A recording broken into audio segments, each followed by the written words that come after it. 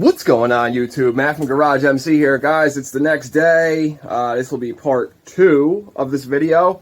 This might even be a 3-part video series, doing what we got to do to this 2006 Trx400ex that we got. You guys know, this bottom end is all I got this whole quad for, but before we pull it and start yanking it apart, I want to make sure everything's good, gears and all that stuff, before we, waste our time stripping it. Not that we couldn't fix it and rebuild whatever's broke anyway, but, get a video out of it, show you guys all the messed up stuff and all the RTV and shit that somebody put on this damn quad. But in today's video, we are going to pull this clutch cover because I want to get to the filter screen and clean that out because it's probably packed full of RTV. Also, I'm going to show you what those oil galleries being plugged up with RTV did to the cylinder head and the rocker cover on this quad. We also have to get to the timing chain slider because that manual timing chain tensioner really messed up the back of this slider. So you had all the tightness with that. Not a fan, guys. Not a fan of these at all. But anyway, let's quit talking. Let's get into the disassembly of the rest of this engine, and we'll see how far we get with it in this part of the video, part 2. Also, some cool stuff came in, guys, for the 250R 3-wheeler that I got. Just a little peek here, Stay tuned. This one's going to be just as fun as the last one. Alright, guys, so look. I just had an idea real quick before we get into taking this clutch cover off. How many of you guys that have 400EXs, which are probably a lot of you guys since you're watching this video on a 400EX, how many of you guys would love to have a head that I rebuild and port and polish myself? That's going to be our next giveaway, guys. I'm going to micro polish the combustion chamber, new valve seals. I'm going to clean this whole head up. It's going to look brand new. I'm going to sand down all the edges of the fins. Like I said, I'll polish the combustion chamber, and I'll do a mild port and polish on this. This way it works for either if you have a stock cam or a stage 2 cam, whatever. It'll be a huge upgrade for your quad. So stay tuned for the details on how you can win this head that I'm going to rebuild, port and polish. I will give you guys all the details by the end of the video. Stay tuned. Before I start pulling the clutch cover off of this, I want to start getting some parts prepped up and get them cleaning while we're doing all that. This way they're ready to go on when we get to that point. Mainly the head and the rocker cover, guys. From the lack of oil from the RTV clogging up this oil gallery here. This is what supplies oil to the head, like I told you in the last video. We'll pull that out with a pick in a minute and see just how much goes in there. There's still a little hole, but it's maybe 20, at best, 20% of what is supposed to be supplied to the head. So let's take a look at the head and the rocker cover that came off of this engine, and I'll show you guys why we can't use it because of the oil starvation and a couple other reasons too. But let's take a look at it real quick. Alright, so here's the head and the rocker cover that came off of this 2006. This here is where the cam rolls in the head, here and here. So this whole section here, it really chewed away at it, guys. There's a lip there. If you can, I don't know how I can convey how deep that is, but that's a lip. This one's really bad. This one's like, it just hooks right on it. It's really dug in there, so there's gonna be a lot of slop with the cam. The rocker cover didn't really, I mean, it's messed up, guys. It's messed up. Like, it's no good anymore. You can't like sand this because now the tolerances are gonna be way too loose. The rockers themselves, they didn't really take too much damage. These are actually still good. We could use these for another rocker cover.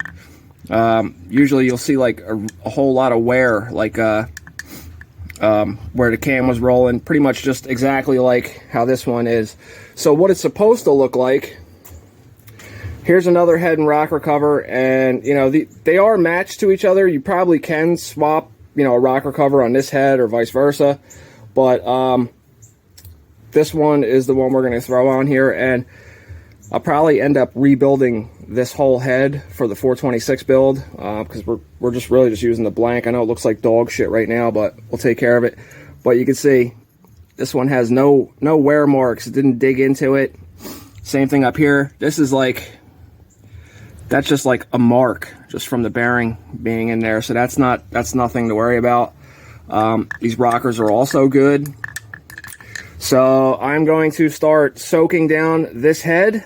Another thing, actually, previous owner never even put the dowels that locate the gasket and the rocker cover on there.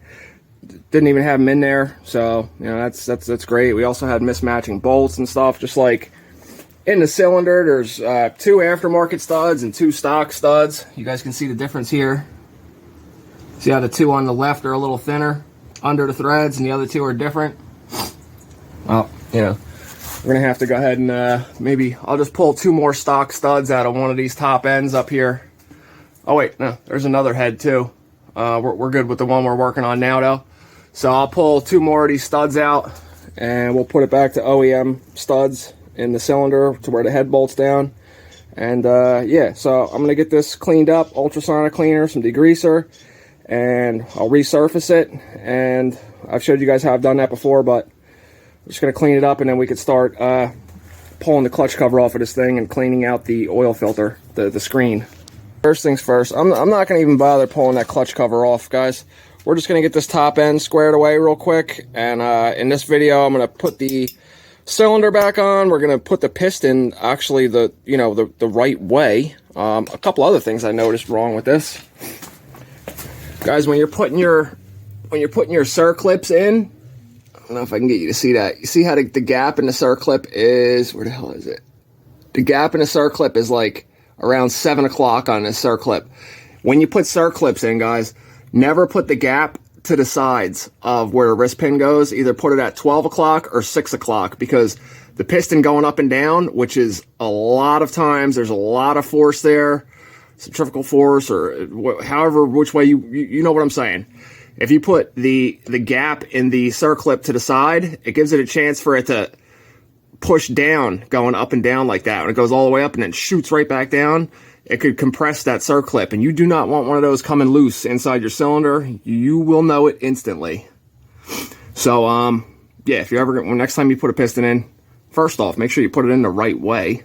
Second off, do that with your circlip. But so I started doing the head, guys. It's nowhere near done. This takes a lot of work to do this stuff.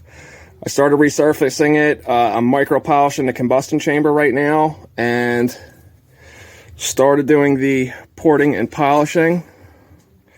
It's coming out pretty good, man. Getting rid of all those, like, there's a serious lip on these things from the factory, like where these are, see, you guys can probably tell, these are the larger ones here, so these are your intake ones.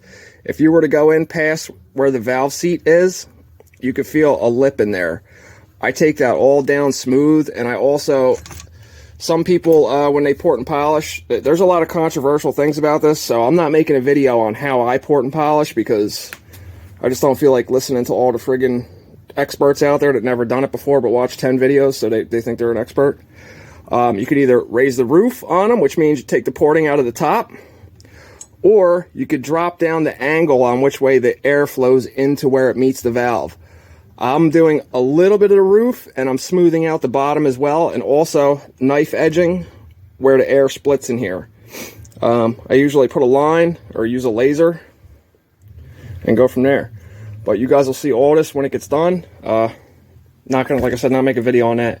So after today's video of getting this cylinder back on there and everything the right way, so that'll be part 2. I will, like I said, tell you how to enter to win for the cylinder head that I'm rebuilding, porting, polishing, resurfacing, all that good stuff that you see there. So I'll tell you how to do that at the end of the video. First things first, though, let's get this lovely chunk of RTV out of the oil gallery here.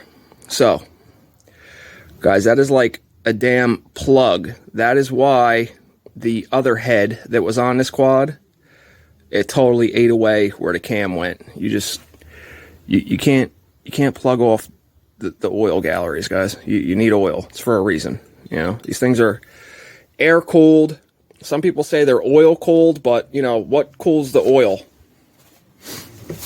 The oil cooler.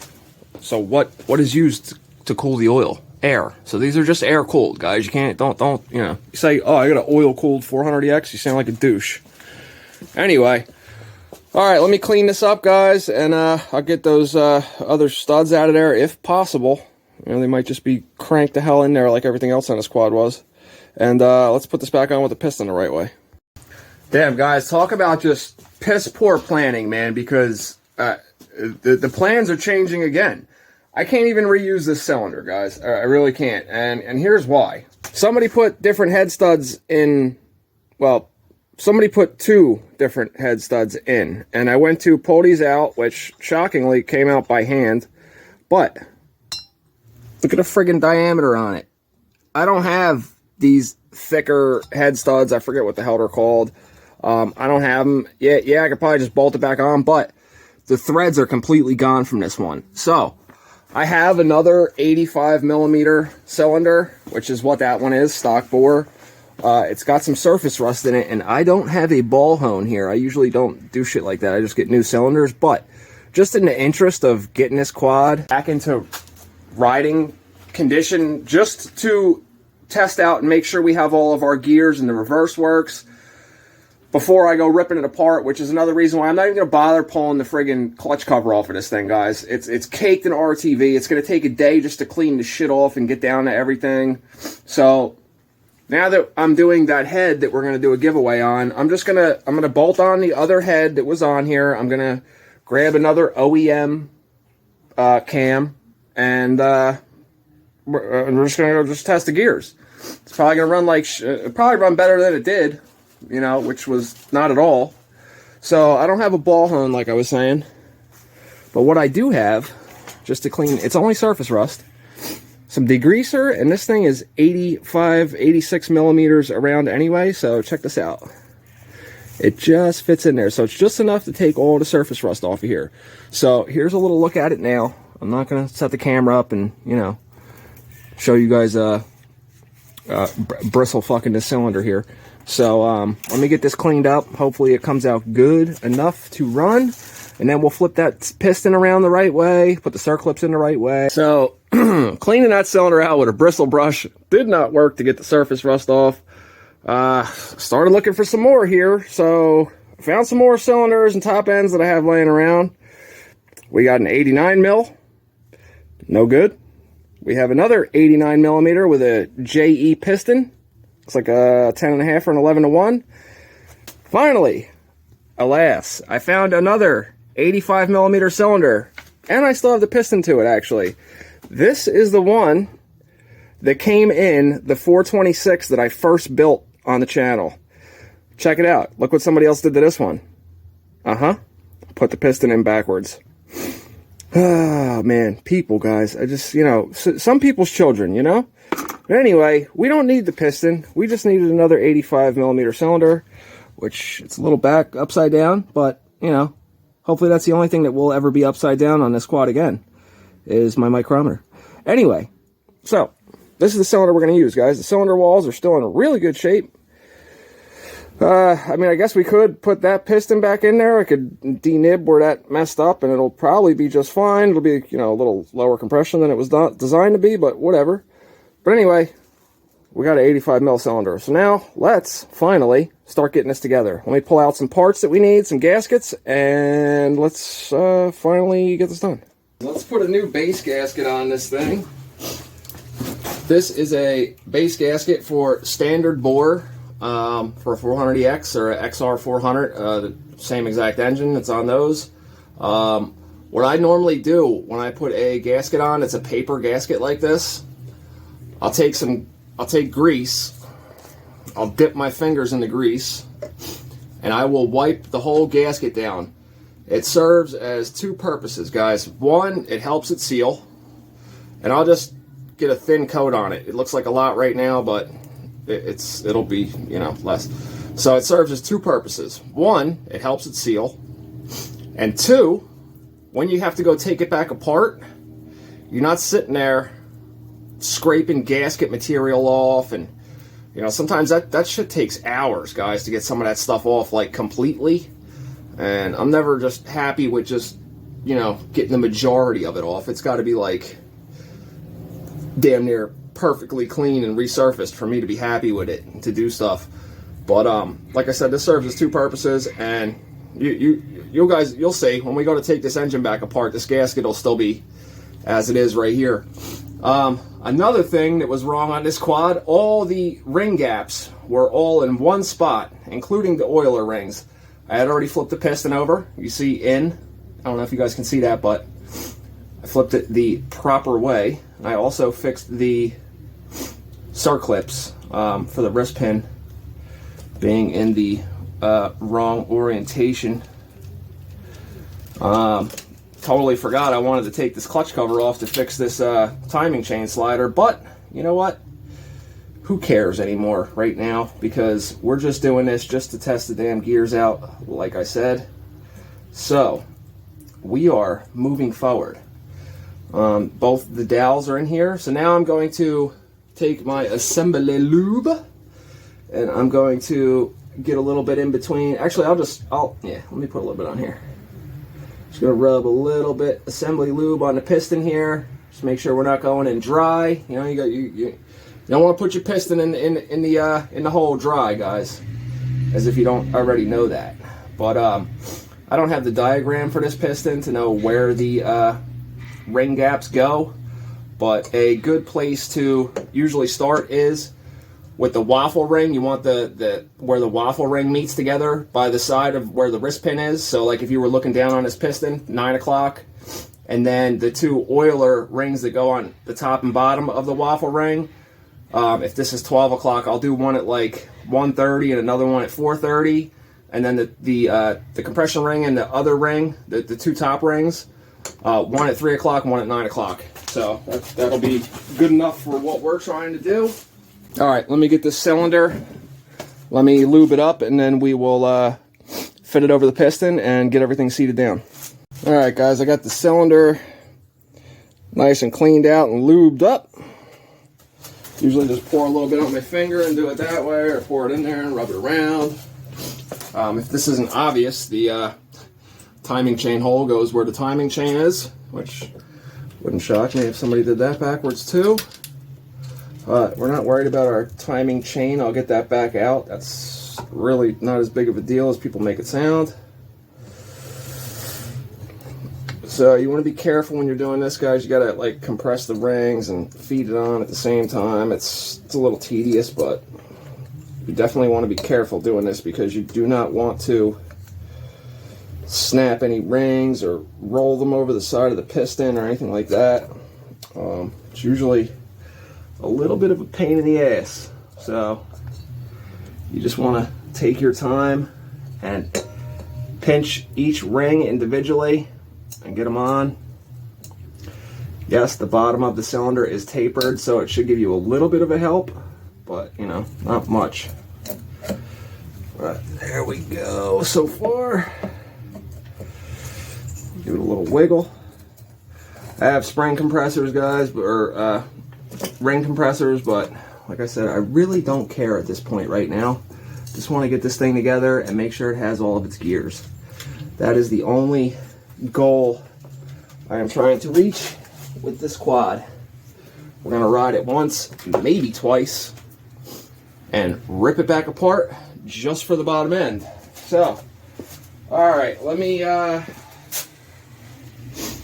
to get some cylinder bolts, because I'm not even going to use the ones that came out of this thing because I just don't trust any of it at all. So get this seated down on the dowels. Don't use a metal hammer, guys. This is a dead blow. You can get these dirt cheap at Harbor Freight. Do they last forever?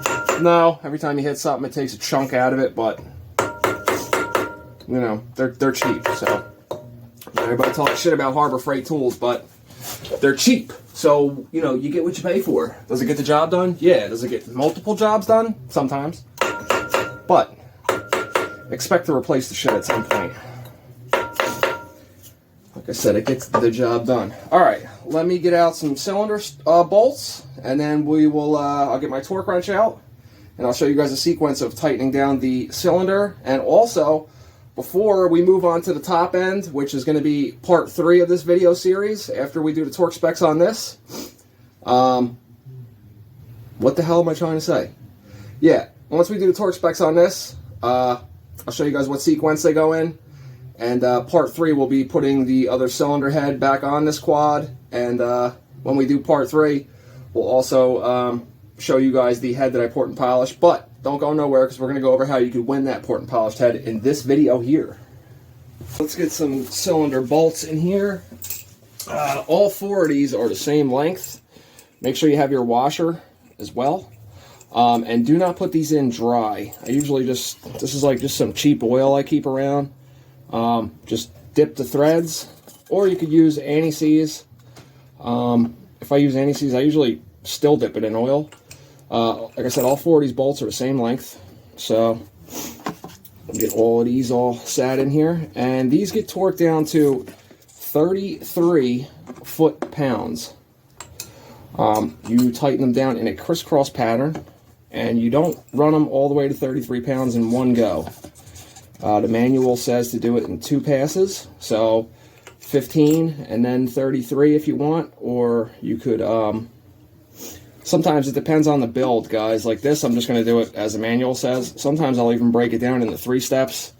I'll do like 15, then 25, and then depending on what bore I am building that quad that I'm doing the top end on, I may go to 34 or 35. Doesn't sound like a lot, but it does make a difference. First things first, I'm going to run these down with just a regular ratchet at first. And there's also 2 8mm bolts that go on the side of this as well. So, what the hell am I doing right now? I'm like lost today, guys. I don't understand. They're 12 mils. I'm sorry, not 14. So I'm going to run these all down just to where they start to seat. And then I will switch to the torque wrench. And we'll go to 15 foot-pounds on them. Good habit to get into, guys. Even running them down to where they start to seat, I still do that in a crisscross pattern. Just like, I guess, a habit. Anything you're working on, even if it's like a clutch cover or something, or putting cases together, you're going to want to go in a crisscross pattern. You don't want to just tighten one side down. You want everything to seat evenly. Prevents anything from getting warped or cracked or broken or messing a gasket up, or, you know, anything you could think of that could possibly go wrong. You know, Murphy's Law, anything that can go wrong usually will, and usually always does. Someone's riding. I went for a ride earlier, man. My fucking hands were frozen. My dumbass forgot to put gloves on. I'm like, oh, it ain't that cold out. Yeah, bullshit, it ain't that cold out. Anyway. Alright. We are almost, I was about to say all the way. We're almost all the way down.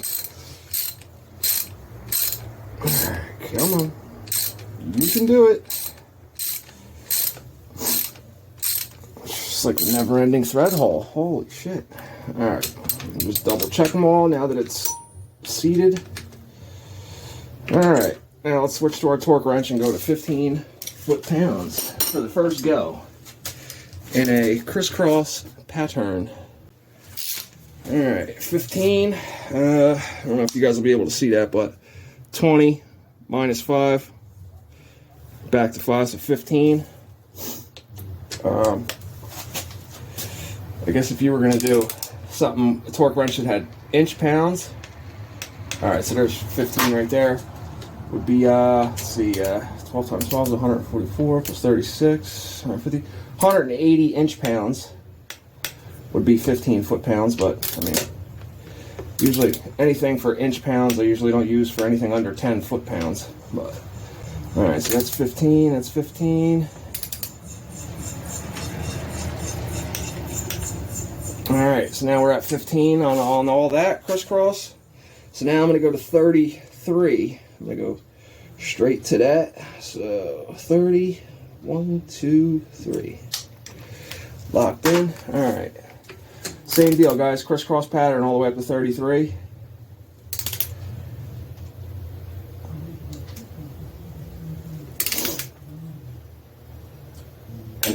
There we go. There's 33. Straight across.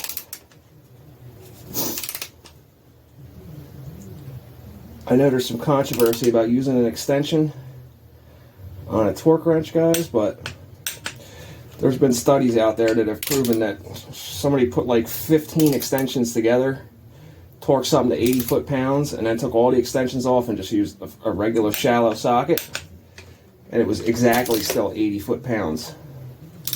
So, I mean, I don't know why you would do that, but, you know, it's like I've said in any of my other videos, guys. I'm not a professional at this shit. This is just what I do as a hobby, and I like to share it with you guys. Some people get a little butthurt over stuff like, you know, your choice of parts and whatnot, and think they know exactly what the hell they're talking about. More power to them. Thanks for the interaction. Your messed up comments still helped out the video. Appreciate you. Anyway, alright, so there's that, guys. Before I put the head on, I will always put the piston at top dead center. This way I visually know that's exactly where it's at the same time. It's a good place to start. Now, before your head goes on, your 400ex or XR400, you want to put your other chain slide in because this goes in before the head goes on. These knobs here sit into this. Some people forget to do this and then have to take it back apart. Mike Sabo. I seen that video, bro. Don't worry, I've done it too, man. I forgot as well. It happens. It's, you know, you learn from your mistakes. Alright, guys, let me tell you about how to win that port and polished head, and then I'll piece you guys out. Also, guys, don't forget the two 8mm bolts that go on the side of the cylinder here. I'd have to double check the manual, but I think it's like 12 foot-pounds or something like that. It's not a lot, though. I usually just do them by hand, but if you actually want to get technical and do it the right way, because you can't get a ratchet really in here, and then putting a swivel or a ball joint extension on a torque wrench, that I think actually kind of throws some you know, specifics off. If you really want to get technical with it, you could use a crow's foot.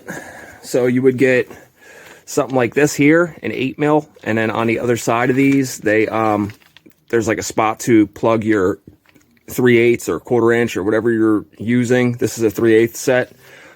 You would put that on the end of your torque wrench, but you wouldn't put it, like if the torque wrench was like here, you wouldn't put it with the crow's foot straight out the end, because that would multiply the leverage on it. You would put it on an exact 90-degree angle. So it would be like your torque wrench would be like my arm and my fingers would be the crow's foot. You would run it like that. That's how you would get your exact torque specification. But like I said, guys, I usually just ANSIs, and I just do them by hand. I get them nice and tight, and then I'll just give it like a little, you know what I mean? You don't want to rip the threads out, because it's very easy, especially the smaller the bolt, like an 8mm down there. It's not as much surface area as, like, you know, these 12s or like the head studs that have a larger surface area and more to help grip. That's why you can go to a larger torque spec on larger bolts like that go into aluminum. But yeah, so don't forget those either. We'll put those on when we do the head in the next video. So thank you for sticking through part 2 here. So let's get right into it. How can you win this head that I'm port and polishing myself? It's going to be port and polish. It's like a stage 1 port and polish. So stage 1 meaning, if you ever seen inside of a stock 400ex head, you have all the casting marks and it's like real rough looking and stuff like that. And where they cast the two pieces together, you can see a line all the way inside, halfway. I get rid of all that. I get rid of all the texture that's to it. The intake side I leave. It's smooth, but it's rough at the same time, because on a carbureted engine, here's another thing for controversy. Carbureted engine, you don't want to really polish where the intake side is. You can make it smooth, but you don't make it mirror finished. You want a little bit of texture so it can help atomize the fuel going into the combustion chamber. So, like, this here is about as smooth as I'll do the intake. It's smooth to the touch, but just right for, you know, fuel and air going through there to get atomized. The combustion chamber, this isn't even halfway done, guys. This will be like a mirror, this whole part here. And so will the exhaust ports. Those will be like a mirror as well. It helps with carbon buildup, and it helps with everything flowing out the exhaust, as you guys already know, and the engine is nothing but an air pump.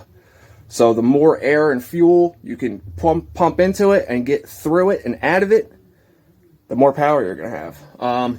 This is about the same that I did the head on the 426 that I built that my friend Darren bought. I'm putting a little more effort into this one because I know a little bit more about doing this type of stuff now than I did when I first built that quad. So it's going to be a nice setup for whoever wins it. But this is how you guys can enter to win this. I want to see your name and a comment in like as many possible videos as you can go back and watch and comment on. And I don't mean you already put a comment. I mean from here today, when you see this, I want to see a comment in like 10 or 15 videos from you, and I will put you in the list and consider you for winning this head. It's not a guarantee you're going to win. It's a contest, guys. So the best comments, the ones that really stand out to me, those are the ones that are really going to get up there on the list. And I'll give you more details on it next time. So thank you guys for sticking through part 2. Stay tuned for part 3. We're going to put the head on this thing and get it running and tune the carbon. Carb should be okay because I didn't really change anything. So, except made it the right way, in my opinion, and Honda's opinion. But, yeah, so thanks for staying tuned, guys. Don't forget, I read and answer every single one of my comments. I answer them all. I don't just give you a thumbs up. I don't do that. I will interact back with you. Negativity and, you know, shit like that's been happening this week with whatever. We're not even going to get into it. We will get into it, though. So if you're watching, be ready. I hope you really know as much shit as you think you do. Yeah, that's it, guys. Don't forget to always throw me a thumbs up and subscribe. I'll see you in the next one. Peace! Yo, listen, real quick, since you made it this far in the video, I'm going to give you a little hint on how to win this head that I'm building right here. So, a lot of people are going to want it, but what you got to do is, don't just go click on a video and drop a comment real quick. Watch the video, make a comment on the video, but in the beginning of your comment, write hashtag ported head on every video you watch and comment on. Whoever does the most and stands out with the comments, it's probably who I'm going to pick, you know, but don't tell nobody else what I just told you. That's like top secret. Peace out.